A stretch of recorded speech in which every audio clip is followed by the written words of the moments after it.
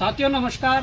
अभी मैं धरना स्थल देहरादून एकता विहार में हूँ और जैसा कि आप देख रहे हैं कि हमारे प्रदेश उपाध्यक्ष भाई राम कंडवाल जी के द्वारा लगातार 13 दिनों से अन्न जल त्यागा गया था। इस दौरान उन्हें 2 बार हॉस्पिटलाइज भी किया गया था और साथ ही जिस प्रकार से जिन मांगों को लेकर संघर्ष चल रहा था उन मांगों में कुछ हद तक सफलताएं मिली है और कुछ हद तक प्रयास जारी है।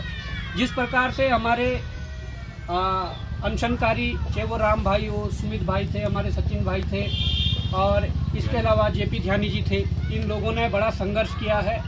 और तदोपरांत जब कहीं ना कहीं युवाओं को लगा कि कुछ और कदम उठाने चाहिए तो हमारे 2 साथी भाई कुमाऊं संयोजक भाई भूपेंद्र कोरंगा और प्रदेश प्रवक्ता हमारे भाई सुरेश सिंह जी के द्वारा जो परेड ग्राउंड में टंकी पर चढ़कर जिन्होंने अपनी मांगों को मनवाने की कोशिश की और 19 घंटे तक टंकी पर रहे। उसके उपरांत जो रमेश कुमार सुधांशु जी है, आर.के. सुधांशु जी जो प्रमुख सचिव है, उनके आश्वासन पे उनसे मुलाकात की और उन्होंने एक लेटर जो आगे फॉरवर्ड किया था वो लेटर पहले गृह सचिव के पास गया।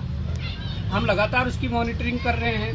गृह सचिव के बाद जो उनके संयुक्त सचिव है उन पे गए, आज उनसे युवा मिलने गए थे। उसके बाद उन्होंने आज आईजी कार्मिक जो है पुलिस, उनको फॉरवर्ड कर दिया है। कल वहां पर भी वो लेटर पहुंचेगा और कल उस पर वहां पर चर्चा होगी और उस पर फैसला लिया जाना है। परंतु हाँ, मैं जब आज महाराष्ट्र से रात को मैं पहुंचा, वापस हुआ, तो मैंने देखा कि जिस प्रकार से युवा संघर्ष कर रहे हैं तो लगातार हम संपर्क में थे। परंतु हमारे कुछ युवाओं ने लगातार, मुझे दूर दूर से भी फ़ोन आ रहे हैं कि राम भाई की हालत बहुत, स्थिति जो स्वास्थ्य में बहुत गिरावट आया है और आप इस तरीके के जो कदम है उसको उठाने से परहेज करिए। दूर दूर से भी फ़ोन आ रहे हैं, कई अभिभावकों के फ़ोन आए हैं, कई युवाओं के फ़ोन आए हैं और लगातार यहाँ पर जो युवा, इनके द्वारा भी राम भाई से निवेदन किया गया कि अभी जो लड़ाई है एकदम से सारी मांगे नहीं हो सकती, परंतु हाँ, आप लोगों ने जो प्रयास शुरू किया था उसमें चाहिए वो टेक्नीशियन ग्रेड 2 की जो भर्ती वगैरह हो वो निकली, आधी रात को निकालनी पड़ी। उसके बाद उम्र सीमा के लिए इस प्रकार से ऑफिशियल लेटर के माध्यम से इन्हें ये चीज़ें जारी करनी पड़ी और सब ने निवेदन किया और हम भी निवेदन करते हैं राम भाई से कि आप आज इस आमरण अनशन को स्थगित कर दीजिए। हाँ, वो बात अलग है कि आज 30 तारीख है और 6 से 7 दिन के अंदर 6 अक्टूबर या 7 अक्टूबर तक इन चीज़ों पर कोई फैसला नहीं होता है या इन मांगों को नहीं माना जाता है तो लगातार प्रदेश भर में जो आंदोलन होने हैं वो होंगे। इस समय केदारनाथ उपचुनाव से पहले जो केदारनाथ के भीतर जो आंदोलन होना है वो होगा और इसके साथ साथ हमने पहले भी मुख्यमंत्री पुष्कर धामी जी को चेताया है कि अगर टंकी वाले मसले से, आमरण अनशन वाले मसले से अगर आप तक बात नहीं पहुंच पा रही है तो आपका जो निर्माणाधीन जो आवास डिफेंस कॉलोनी में बन रहा है, या तो शुरुआत वहां से होगी, मुख्यमंत्री आवास से भी हो सकती है और केदारनाथ से भी हो सकती है। तो मैं ये कहना चाहता हूं कि राम भाई, ऐसे समय में जो 13 दिन से अन्न जल जो त्यागा हुआ था, आप इन युवाओं की बात मानोगे और माननी पड़ेगी। आप कहीं ना कहीं इस आज अनशन को स्थगित कर दीजिए।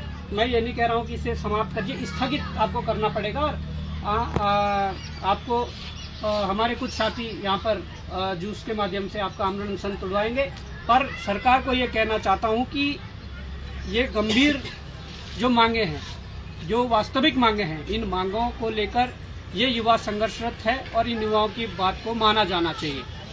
आपके पास हफ्ते भर का टाइम है, आप इस पे जो फैसला लेना लीजिए और उसके बाद अगर फैसला नहीं लेते हैं तो उत्तराखंड बेरोजगार संघ फैसला लेगा।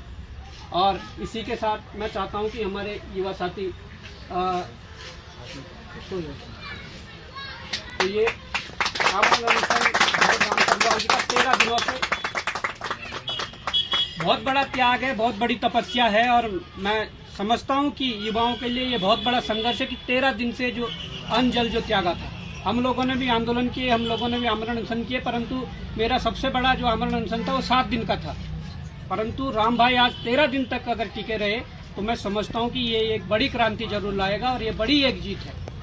तो सरकार को एक बार फिर से निवेदन भी करूंगा और फिर से एक बार चेताऊंगा भी कि हफ्ते भर के अंदर इस पर अपना प्रतिक्रिया दे, इस पर अपना डिसीजन दे, इन मांगों को माना जाए। अगर ऐसा नहीं होता है तो हफ्ते भर बाद उत्तराखंड बेरोजगार संघ अपने फैसला लेगा। धन्यवाद। जय हिंद, जय भारत, जय उत्तराखंड।